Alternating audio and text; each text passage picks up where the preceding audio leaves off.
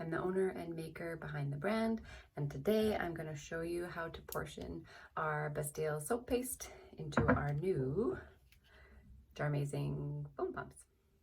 All right, so for our new foam pump lids, they fit with regular and wide mouth mason jars, so you can kind of pick and choose the size of your jar and the width of the mouth and kind of go for a wide mouth shorter one or the full liter size.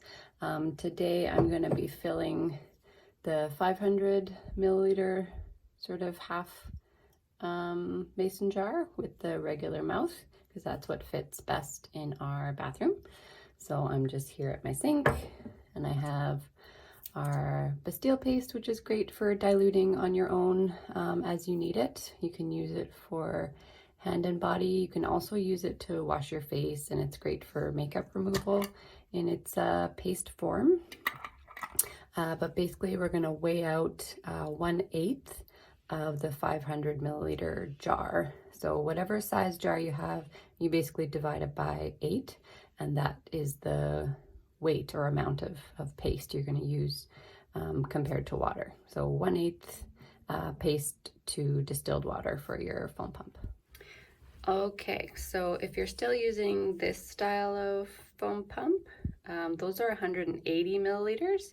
So you need about 20 grams or 20 milliliters of paste, which is roughly like a tablespoon or a heaping teaspoon of paste for the smaller ones. But for this bigger jar, which I'm actually quite excited not to have to refill as much, the 500 milliliters, we're going to weigh out 62.5 of the Bastille paste. So I just have it set to grams there.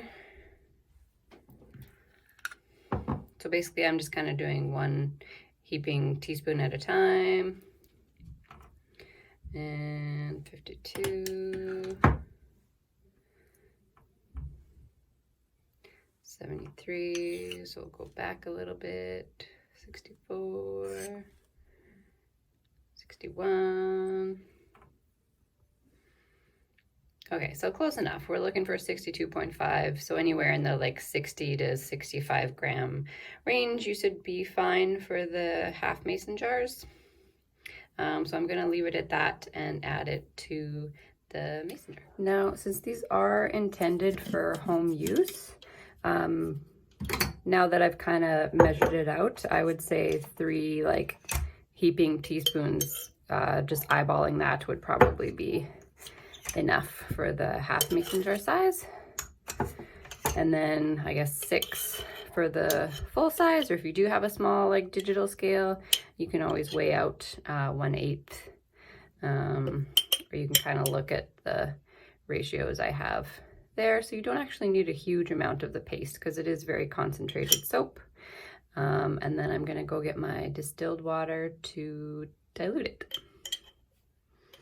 Okay, so I always use distilled water just because you get the longest shelf life and you know everything's kind of been distilled off. So you're gonna get the longest lasting soap.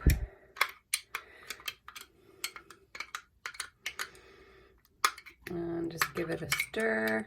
And I don't even bother letting mine fully dissolve anymore. I just put the pump right on and give it a shake, and then it comes right out right away. And then over the next day or so, it'll fully dissolve and you can just give it a shake again if it does start to separate at all.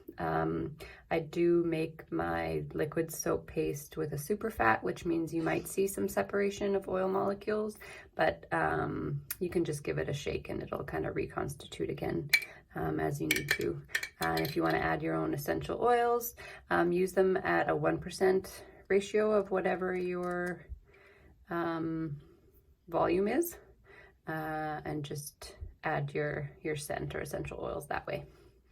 Okay, so put the lid on, give it a good shake. If you have undiluted chunks, that's totally fine. Over the next day or so, it'll dissolve, and then right away, see, even though it's not fully dissolved, you still get beautiful foaming soap. And it's good to use right away. It doesn't need to be fully dissolved. All right.